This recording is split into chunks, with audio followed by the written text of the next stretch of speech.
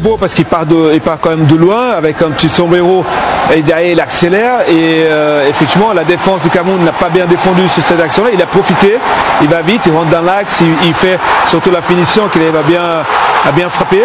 Le but c'était contre le jeu parce que le Cameroun dominait à ce moment-là. Ils ont eu cette attaque là, mais pas construit, vraiment une attaque faite par un seul homme et qui marque. Et à ce moment-là, on se dit, bon, Cameroun, c'est mal parti pour le Cameroun, même s'ils ont réagi la première période, mais surtout le deuxième mi-temps qui était exceptionnel. Un but qui rappelle peut-être Michael Owen contre l'Argentine. Pourquoi tout 98, de suite? Pourquoi tout de suite là, tu veux bien les Anglais Je dis ça comme ça. Allez, je dis ça comme ça. Frédéric Mendy au micro de Baptiste Vendroux maintenant.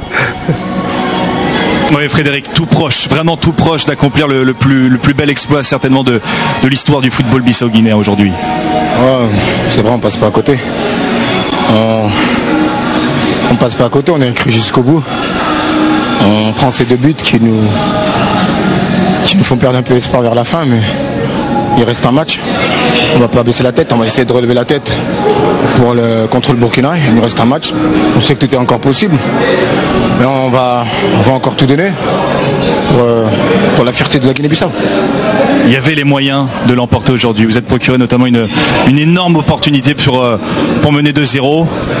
Il y a des regrets. Ouais, il y a des regrets. Si je pense à 2-0, je pense qu'on l'emporte ce soir. Mais le défenseur revient in extrémiste. Et là, il la sort. Et puis ils ont une opportunité de la mettre au fond. Ils reviennent à un partout. On essaie de ne pas lâcher mentalement. On continue on voyait quand on sortait avec le ballon, on pouvait leur causer danger. Il y avait danger pour eux. Après, je pense que dans le jeu, collectivement, on leur a rendu trop facilement le ballon. Et ce qui nous fait ces deux buts, ils nous mettent dedans. C'est rassurant parce que vous avez le niveau, vous avez les moyens d'obtenir le succès lors de l'ultime journée contre le Burkina Faso. C'est jouable d'accéder au quart de finale encore. Ouais, on y croit encore, comme on a dit, tant que tout est possible, on va jouer, on va tenter tout. On va tenter tout pour le tout. Tant que tout est encore possible, on ne va pas lâcher, nous. On est des battants, on ne va rien lâcher jusqu'à la fin. Merci Frédéric, merci beaucoup.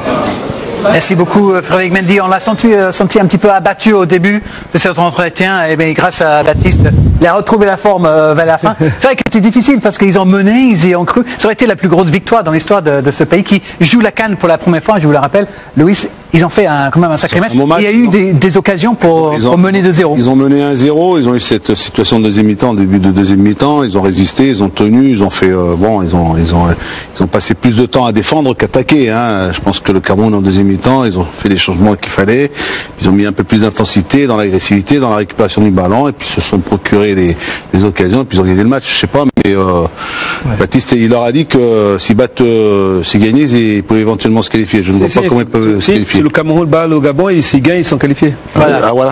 C'était encore jouable. En tout cas, le voilà Baptiste de nouveau avec un heureux buteur. Le premier buteur camerounais ce soir, Baptiste.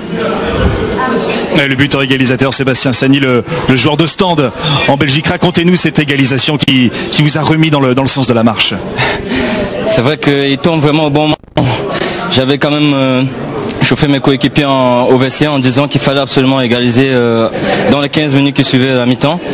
Chose faite parce que je vois Benj avoir le ballon, Benjamin Mkanjo qui a le ballon et je l'appelle directement. J'ai toujours eu la faculté de frapper à cette position. J'ai pas hésité un moment. On est face au but, il faut essayer. Je prends de plein pied et par coup de chance aussi, il va correctement. Franchement, c'était le bon moment pour égaliser et ça nous a remonté. On était vraiment à la rue en premier mi-temps et ce but nous a vraiment remis sur le rail. Merci Sébastien, on va prendre en direct Benjamin Mkanjo qui nous attend depuis quelques minutes. Merci d'avoir attendu. Benjamin, c'est un succès qui fait du bien, c'est un succès qui va libérer le peuple camerounais et l'effectif camerounais surtout. Je peux vous dire que oui, parce que ça faisait 7 ans qu'on attendait cela. Ça faisait 7 ans que notre nation n'avait pas gagné lors d'une compétition, que ce soit la Coupe d'Afrique ou la Coupe du Monde. 7 ans, ça fait beaucoup. Hein. Et on s'était dit qu'on avait envie de briser ce signe dès le départ de cette compétition. Malheureusement, on n'a pas pu le faire samedi dernier. Et aujourd'hui, c'était l'occasion vraiment pour. On a connu une première mi-temps assez difficile. Oui. Ça a grondé dans le vestiaire. Le coach il nous a secoué. Dès lors, nous sommes rentrés avec l'envie. avec ce qu'on avait mis lors du premier match, on a retrouvé une équipe conquérante, une équipe qui surtout n'avait pas envie de perdre. Et comme on s'est dit avant le match, tant qu'on affiche cet état d'esprit, les matchs on les gagnera. Il y a un gros match qui vous attend contre le voisin gabonais, pays organisateur, pays limitrophe du Cameroun. Ça va être un match de fou furieux. Vous n'êtes pas là pour donner des cadeaux au pays hôte. Ah non, nous ne sommes pas là pour donner des cadeaux. Déjà, même si on a pris la tête du groupe, on n'est pas qualifié encore. Donc il va falloir refaire un autre effort contre le Gabon. Ça va être un très bon match face à une très belle équipe. Je pense qu'aujourd'hui, cette victoire-là, elle va nous galvaniser. Elle va nous permettre d'avoir plus confiance en nous, d'être plus libérés. Mais en face, c'est sûr que dès dimanche, on aura un gros morceau, un gros poisson. C'est des matchs intéressants, c'est des matchs qu'il faut jouer. Ça va nous permettre de grandir encore. On a un groupe jeune. On a beaucoup de joueurs qui découvrent la compétition. Donc aujourd'hui, honnêtement, cette victoire, elle nous fait du bien et je suis sûr qu'elle va faire du bien, surtout dans les têtes. Est-ce que c'est prétentieux de dire que le Cameroun joue la gagne, la victoire finale dans cette compétition? La victoire finale à la CAN? Bien sûr. Vous savez, quand on a commencé cette compétition, on s'est fixé un objectif qui est pas simple, mais qu'on trouvait abordable. C'était déjà de se qualifier pour le quart de finale. Donc aujourd'hui, on ne peut pas se projeter parce que c'est pas par manque d'ambition, bien sûr, parce qu'on n'y est pas encore. Et reposez-moi la question quand on y sera et peut-être qu'à ce moment-là j'aurai la réponse. Mais pour le moment, tant qu'on n'est pas qualifié, il faut déjà qu'on pense à se qualifier. Il faut prendre les marche après marche, étape après étape.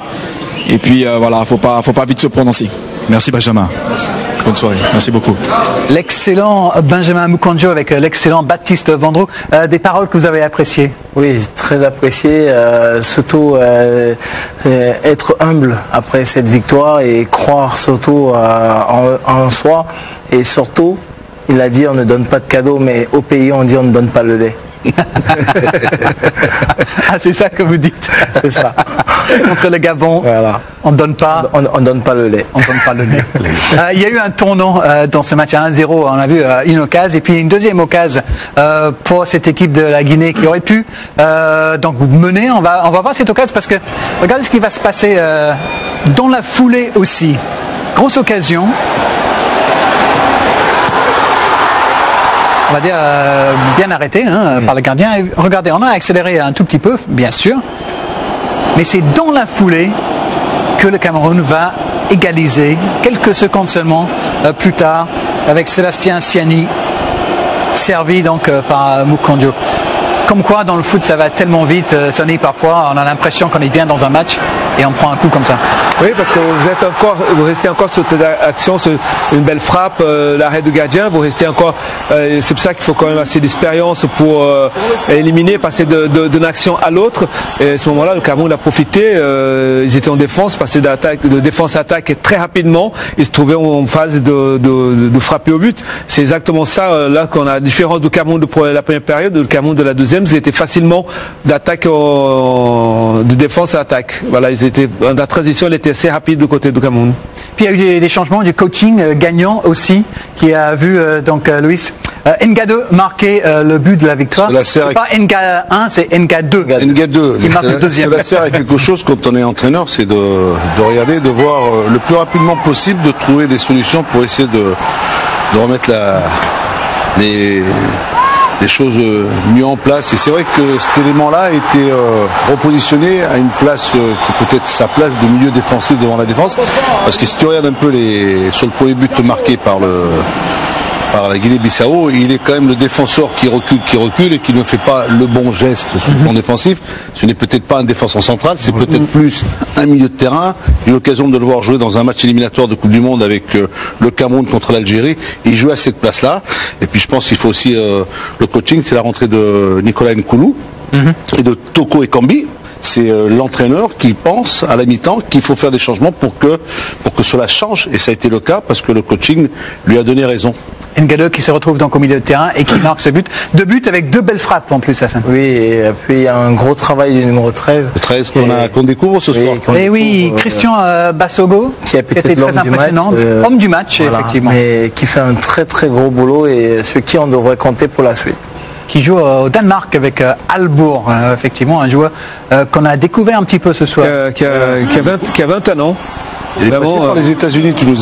C'est bien pour le Cameroun. Ce qui est bien, oui, c'est qu'on n'a pas vu vraiment un joueur de la CAN qui provoque, qui va éliminer. Ouais. Et là, on a vu ce soir un joueur qui, dès le début de match jusqu'à la fin, voilà, le but c'est lui qui fait la passe et le ballon jamais perdu, il va provoquer. C'était très intéressant de le voir, ce jeune joueur de 21 ans, découvrir. Tu as vu sur le but, Sonny, d'abord il a tenté quelque chose individuellement. Il va récupérer derrière le ballon. Il n'a pas réussi, il s'est retourné pour essayer de trouver une meilleure solution en remisant un ballon en retrait pour cette belle frappe. Voilà, je trouve qu'on découvre ce jeune joueur qui est Bassogo, c'est comme ça qu'on le prononce, oui, Bassogo. Voilà. Il nous a épaté ce soir, hein, effectivement, élu homme du match. Donc après cette victoire du Cameroun, le gros ouf de soulagement. Faut savoir aussi surtout que là cette CAN, je prends plaisir à la regarder parce que le niveau est tellement élevé par rapport aux CAN précédentes. Parce que là, on a vraiment des vrais joueurs, des gros joueurs qui sont peut-être à l'extérieur de l'Afrique et qui progressent en Europe et partout dans le monde. Et là, ça rend plus attrayant la compétition. Attends, tu lui dis ça parce que tu vas te gagner, parce que tout à l'heure là-haut, il a poussé des cris. Arrête-le. Comment il vit, c'est bon, parce que non mais c'est bien parce que tu aimes. Il maudisait cette compétition.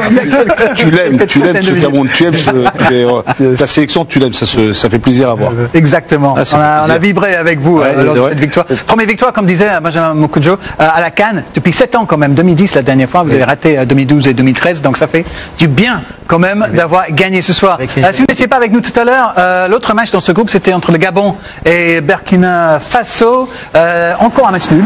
Louis, c'était le 6e match nul sur maintenant 10 matchs joués dans cette compétition. On a vu un premier but pour le Burkina Faso. C'est une équipe surprenante. Je pense qu'avec Sonny, on a aimé cette équipe du Burkina, qu'il faudra certainement compter sur elle parce qu'elle nous a montré des qualités. Et puis voilà, je pense qu'il y a un dernier match à jouer contre la Guinée-Bissau. Ils peuvent aussi, pourquoi pas, espérer une qualification. C'est deux équipes qui jouent quand même le ballon, qui nous a impressionné quand même. Et je pense que le mauvais affaire, il est là, c'est pour le Gabon. Parce que ils vont pas. Le Cameroun va jouer ce match, va pas jouer le match nul, parce que c'est vrai qu'un point ils sont qualifiés, et c'est un point, ça peut-être va pas suffire pour le Gabon de passer.